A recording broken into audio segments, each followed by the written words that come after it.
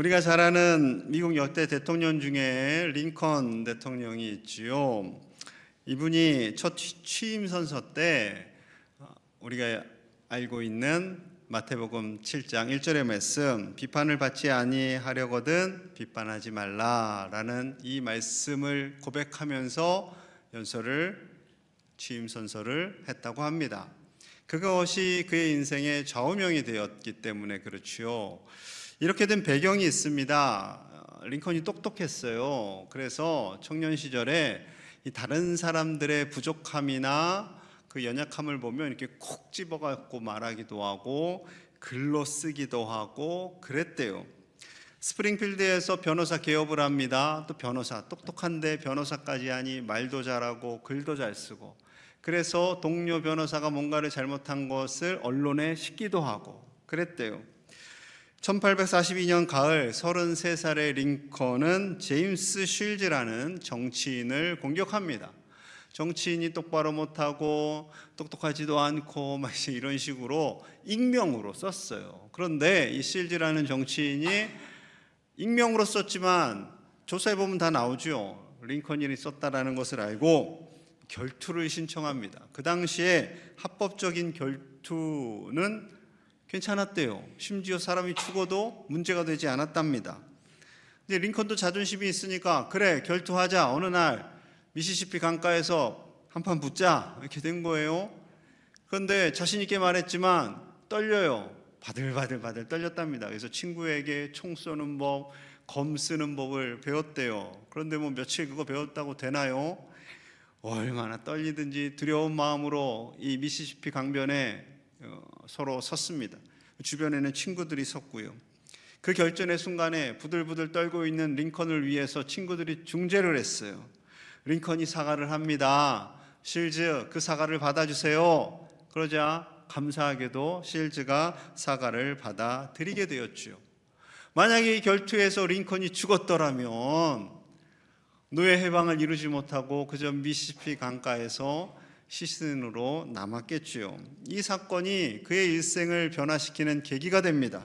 그래서 남을 비판하는 습관, 남을 정죄하는 습관, 이거 하지 말아야겠다 결단을 하고 이 마태복음 7장 1절의 말씀을 새기게 되었다고 합니다.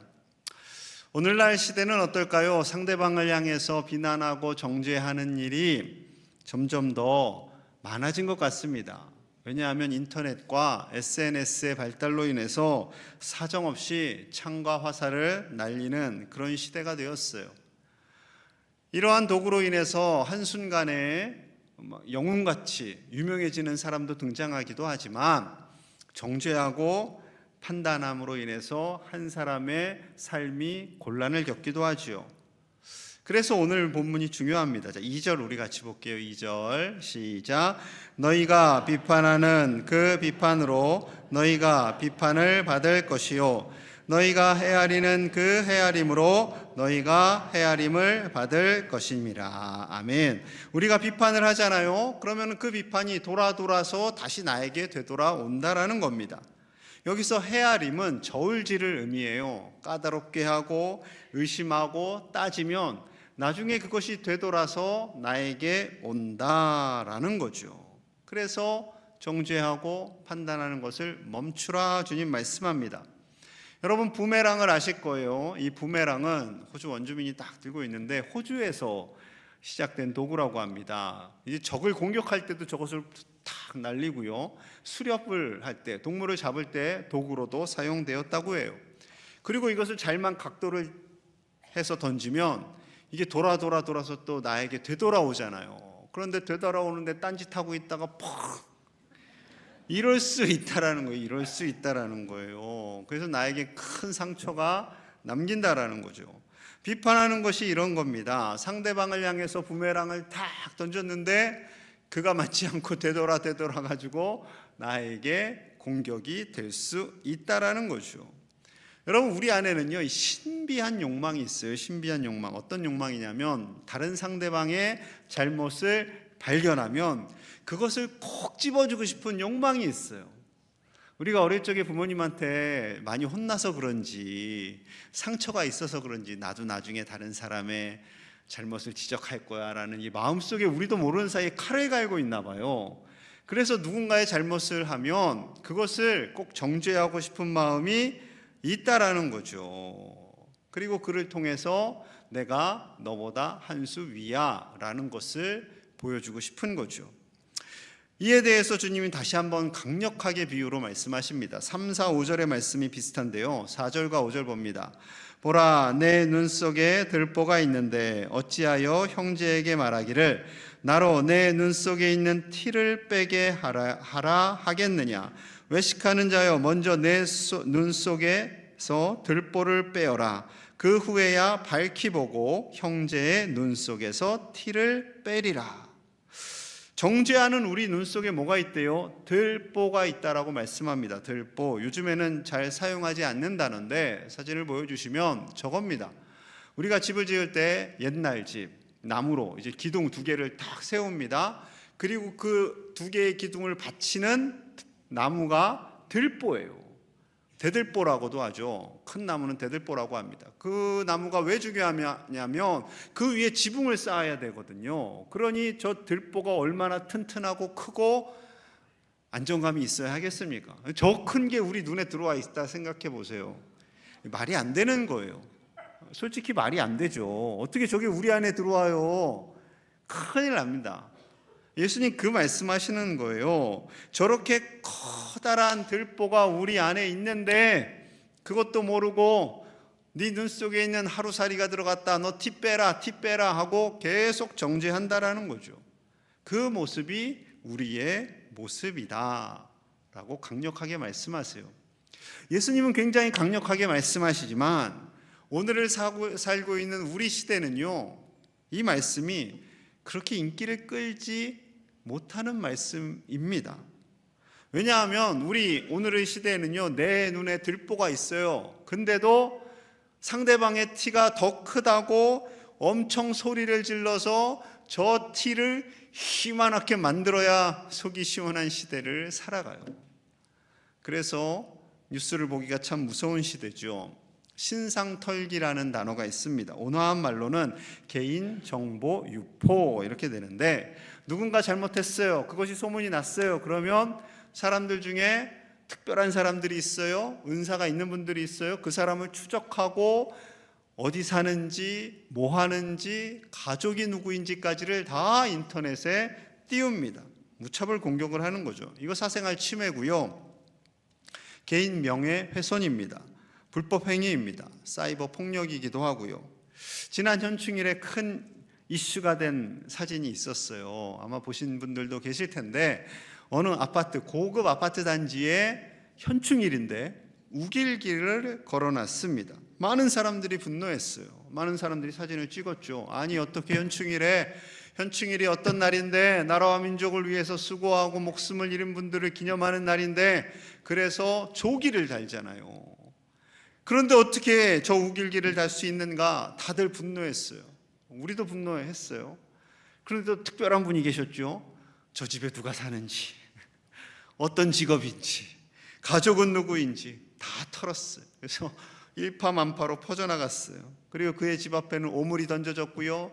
너 인생 그렇게 살지 마라 비난하는 글이 붙었고요. 결국에 저녁에는 철거했다고 합니다.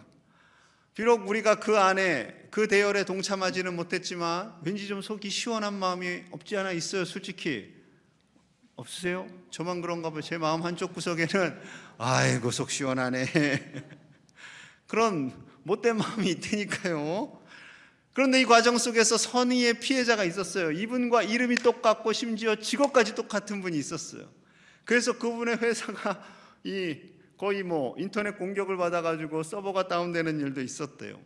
이 동명이인인 이분이 우길기 마녀 사냥을 멈춰주세요 하고 글을 올리기도 했다고 합니다. 엉뚱한 사람이 피해를 본 거죠.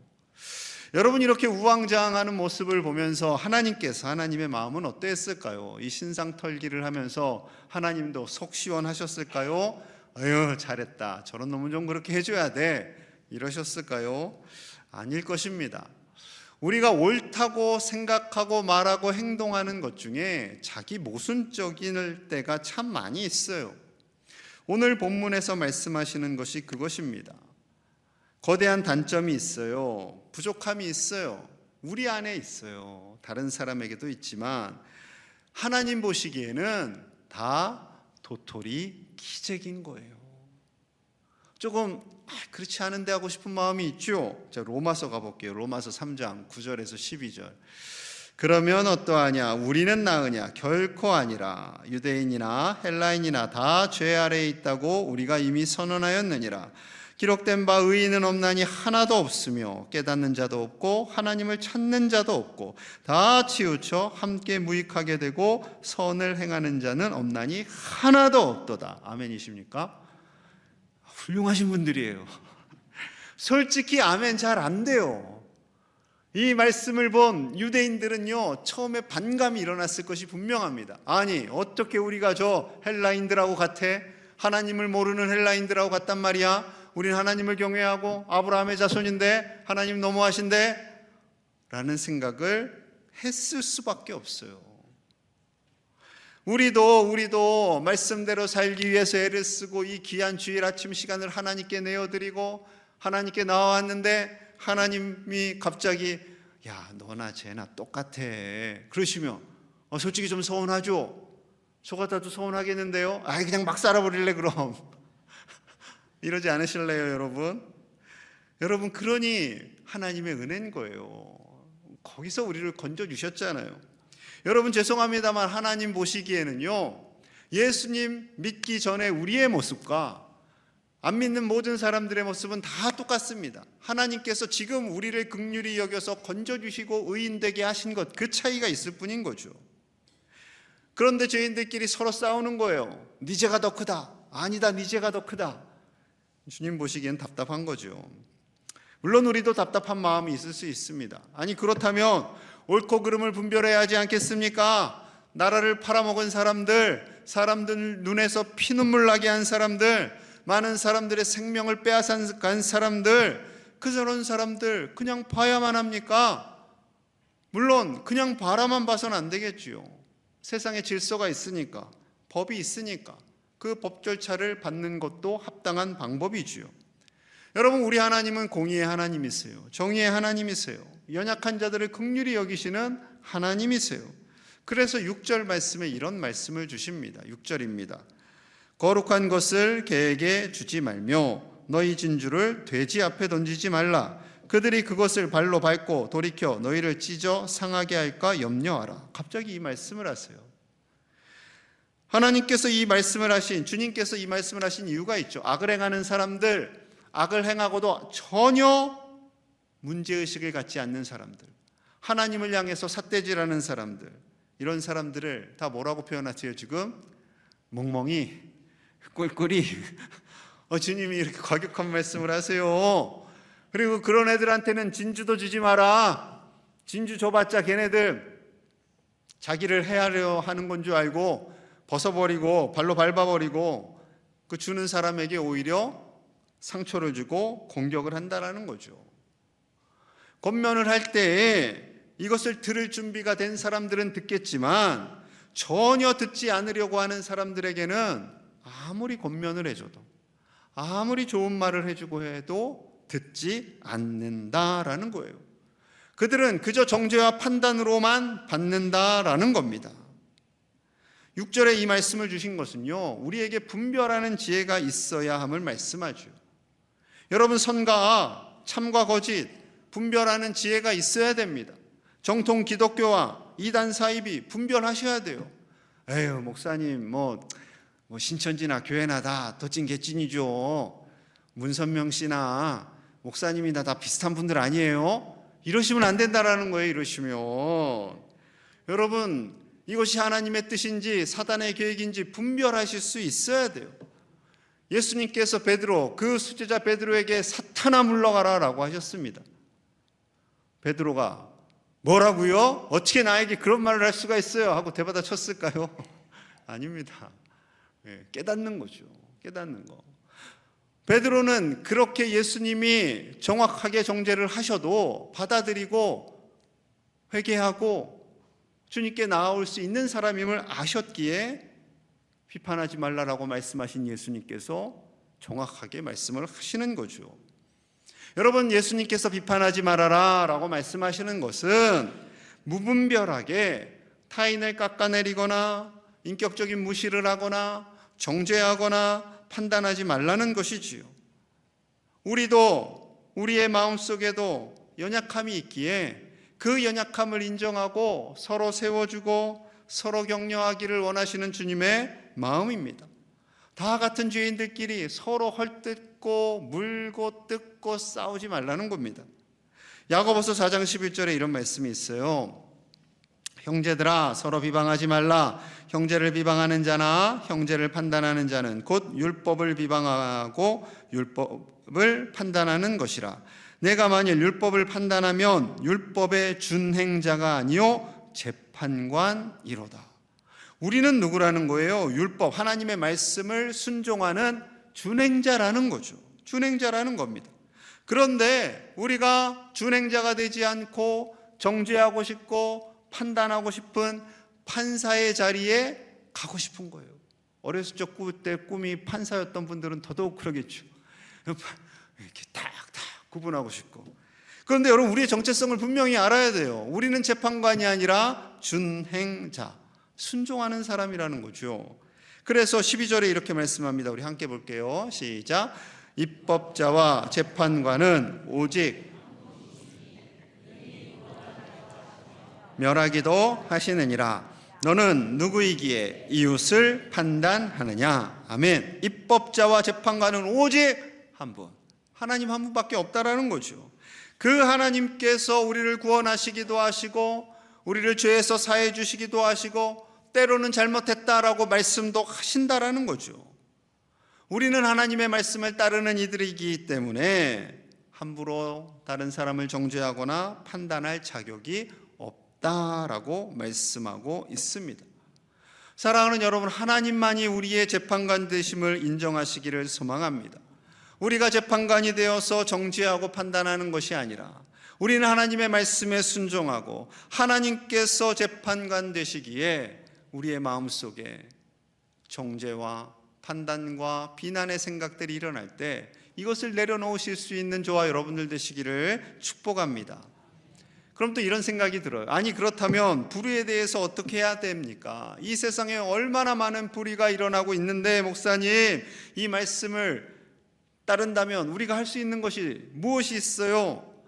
여러분, 자, 그 적극적인 우리가 해야 할 일을 말씀하십니다. 7절과 8절 봅니다. 구하라, 그리하면 너희에게 주실 것이요, 찾으라, 그리하면 찾아낼 것이요, 문을 두드리라, 그리하면 너희에게 열릴 것이니. 8절 같이 봅니다. 시작. 구하는 이마다 받을 것이요, 찾는 이는 찾아낼 것이요, 두드리는 이에게는 열릴 것이니라. 아멘. 비난하지 않고 정죄하지 않고 판단하지 않는 것, 이것은 소극적인 우리의 행동이라면 적극적으로 우리가 해야 할 것은요, 하나님께 나아가서 구하고 찾고 두드리라고 말씀하십니다. 기도하라는 거잖아요. 6장에서 이미 주기도 알려주시고 기도를 어떻게 해야 할지 다 알려주셨는데 여기서 또 다시 한번 기도를 말씀하시는데 그냥 기도가 아니에요. 구하고 적극적으로 찾고 두드리고 하나님께 나아가라고 강하게 말씀하십니다. 여러분, 이렇게 강하게 기도하는 사람들은 어떤 사람들일까요? 억울한 일을 당했을 때, 속상한 일이 있을 때, 너무나도 마음이 아플 때, 너무나 다급할 때 이렇게 기도하는 거죠. 얼마 전에 이런 뉴스가 있었어요. 빌라 전세 사기로 고통받는 분들이 있었지요. 그런데 이 사기를 치신 분들이 죄 지은 것도 모자라서 위증을 하셨답니다. 100억대 전세 사기를 치셨어요. 정확하게는 138억. 138억. 이게 네 집 강아지 이름도 아니고, 여러분, 큰 돈이잖아요. 그런데 이 빌라 사기를 당한 대부분의 사람들이 연약한 사람들이에요. 돈 많으면 아파트 살지. 서울에 빌라 산다는 건 솔직히 좀 연약하다는 거거든요. 신혼부부들, 홀로 사는 사람들, 어르신들, 특히 청년들, 이런 사람들이 보증금을 받지 못하고 나오게 되었어요. 너무나 억울하죠. 너무나 억울합니다. 이 사기꾼들에게 달려가서 멱살이라도 잡고 싶지 않겠어요? 저 같아도 그럴 것 같아요. 그런데 너무나 착하신 예수님께서 뭐라 하십니까? 하늘 아버지께 나아가 구하고 찾고 두드려라. 재판장이신 하나님께 나아가라 라고 말씀하십니다. 9절과 10절이에요. 너희 중에 누가 아들이 떡을 달라 하는데 돌을 주며 생선을 달라 하는데 뱀을 줄 사람이 있겠느냐? 지금 기도하는 사람이 아들이에요, 딸이에요. 아들과 딸이 하늘아버지께 구해요. 하늘아버지께서 좋은 것 주시지 않겠느냐라는 것입니다. 이 땅의 아버지 어머니들도 자녀들이 무언가를 달라고 하면 좋은 거를 주고 싶은 마음이에요. 떡을 달라고 하는데 어떻게 엉뚱한 돌을 줄 수 있겠어요? 억울하고 속상하고 답답할 때, 이 세상이 왜 이렇게 악으로 가득 찹니까? 그런 의문이 일어날 때 하나님께 나아가라 라고 말씀합니다. 우리나라는 참 상처와 아픔이 많잖아요. 이 아픔이 많은 나라들일수록 혁명, 항쟁, 봉기, 무슨 난, 이런 것들이 참 많아요. 우리 아마 현대사, 근대사를 공부하시면서 많이 들어보셨을 거예요. 조선시대 어려웠지요. 조선 말려 어려웠습니다. 일제가 침략해서 더 어려웠죠. 그래서 많은 농민들의 봉기가 일어났고요. 동학운동으로 확대되었죠. 그리고 광복이 되었지만 민주화 운동이 있었어요. 대구항쟁, 부마항쟁, 광주민주화운동. 이러한 아픔으로 인해서 지금도 여전히 정치권에 있잖아요. 여러분 북한을 보세요. 3대를 거쳐서 말도 안 되는 일이 벌어지고 있습니다. 북한 사람들이 정말 세뇌를 다 당했고 너무나 다 착해서 그들 앞에서 굽신굽신거려요? 아니죠. 알아요. 아는데 총칼이 무서우니까, 대항할 수가 없으니까, 힘이 없으니까 그러고 사는 거죠. 여러분이 아픔을 가진 역사 속에서 우리가 바라봐야 할 분은 하나님이심을 말씀합니다. 세상에 아무리 공의롭지 못한 일이 일어나고 억울하고 속상한 일이 있을 때 정죄하고 판단하고 험담하는 거 아무 의미가 없어요. 하나님께 나아가셔야 돼요. 하나님께 나아가셔야 돼요. 사람과의 관계 속에서도 마찬가지예요. 하나님께 나아가셔야 돼요. 아무리 이야기해도 듣지 않는 그 사람에게 무슨 말을 할 수 있겠어요? 하나님께 나아가셔야 돼요. 하나님께 나아갈 때 하나님께서 반드시 응답하시겠다 말씀하십니다. 11절 보시지요. 시작. 너희가 악한 자라도 좋은 것으로 자식에게 줄 알거든 하물며 하늘에 계신 너희 아버지께서 구하는 자에게 좋은 것으로 주시지 않겠느냐. 아멘. 하늘에 계신 아버지께서, 예수님께서 계속 하나님을 아버지라고 표현하세요. 아버지라고. 왜요? 그 아버지는 우리의 간구를 들으시는 하나님 아버지이시기 때문에, 우리가 기도할 때 들으시는 아버지이시기 때문에, 아들 딸들에게 좋은 것 주길 원하시는 하늘 아버지이시기 때문에 아버지라고 말씀하시는 거죠. 예수님께서 이런 비유를 들으셨어요. 동화 같은 비유를 말씀하십니다. 어느 도시에 하나님을 경외하지 않고 하나님을 두려워하지 않는 겁없는 재판장이 하나 있어. 일도 잘 안 해. 그런데 그 도시에 너무나도 가난하고 억울한 일을 당한 과부가 있었단다. 이 과부가 이 재판장을 찾아갑니다. 재판장님, 저 좀 도와주세요. 저 너무 억울한 일을 당했어요. 그래, 가봐. 알아서 도와줄게. 안 도와줘요. 다음 날 또 옵니다. 재판장님, 저 좀 도와주세요. 알았다고 가봐. 다음 날도 또 옵니다. 재판장님, 저 좀 도와주세요. 으이씨. 그래서 생각한 거예요. 야, 내 저 도와줘야지. 안 도와주겠다간 계속 찾아와서 나를 귀찮게 하겠구나. 그 말씀 하시면서 누가복음 바로 뒤에 18장 7절과 8절 살만절이 이러합니다. 들어보세요.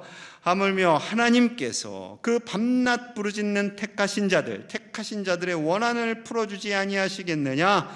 그들에게 오래 참으시겠느냐? 내가 너희에게 이르노니 속히 그 원한을 풀어주시리라.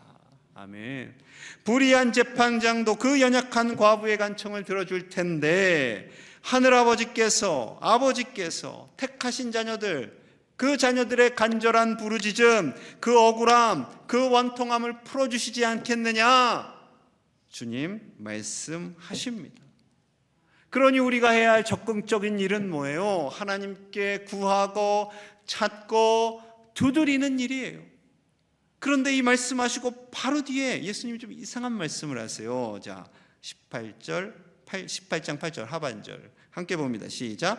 그러나 인자가 올 때에 세상에서 믿음을 보겠느냐 하시니라. 하나님이 원한을 다 풀어주실 거야 하고, 그러나 인자가 올 때에 세상에서 믿음을 보겠느냐. 이 말씀은 그렇게 간구하고 찾으라 말씀을 하셨는데, 정말로 답답하고 억울하고 속상할 때 내가 그때 다시 올 거거든, 그때 그렇게 기도하는 믿음의 사람들을 볼 수 있을까? 그 말씀이에요. 그 사람들을 내가 보고 싶은데, 그 사람들이 바로 믿음의 사람들인데, 내가 찾는 믿음의 사람들인데, 그 사람들이 그렇게 기도하고 하나님을 전적으로 의지하고 찾고 또 찾고 두드리는 그 사람 주님 만나고 싶다라는 거죠. 여러분, 우리 광양제일의 가족들이 그런 믿음의 사람들 되시기를 간절히 소망합니다. 험담 안 하고요, 미운 소리 안 하고요, 싫은 소리 안 하는 건 소극적인 대응이에요. 적극적인 대응은 하나님께 찾고 구하고 두드리는 사람, 그 사람이 바로 믿음의 사람이다라고 말씀하십니다. 사랑하는 여러분, 하나님께 나아가시기 바랍니다. 속상할수록, 억울할수록, 답답할수록 더 하나님께 나아가 구하고 찾고 두드리심으로 하나님의 응답을 받는 믿음의 사람들 다 되시기를 간절히 축복합니다. 기도하겠습니다. 하나님, 세상을 향해, 사람을 향해 비난과 정죄와 판단과 험담을 했던 우리의 죄를 용서하여 주시옵소서. 이제는 더 하나님께 나아가기 원합니다. 힘들수록, 억울할수록, 속상할수록 더 하나님께 나아가 구하고 찾고 두드리는 하나님의 아들, 딸들이 되게 하여 주시옵소서. 우리나라의 어려움을 하나님께 올려드립니다. 아버지, 불쌍히 여겨주시고, 무엇보다도 저 북녘 땅을 불쌍히 여겨주셔서 하루속히 복음의 문이 열려서 저 악한 정권이 무너지게 하시고 백성들이 살아날 수 있도록 주여 역사하여 주시옵소서. 우리 모든 제일의 가족들, 어려움에 처한 가정들 하나님께서 건져주심을 믿습니다. 겁내지 않게 하시고 낙심하지 않게 하시고 담대하게 일어서도록 축복하여 주시옵소서. 예수님 이름 받들어 간절히 기도하옵나이다. 아멘.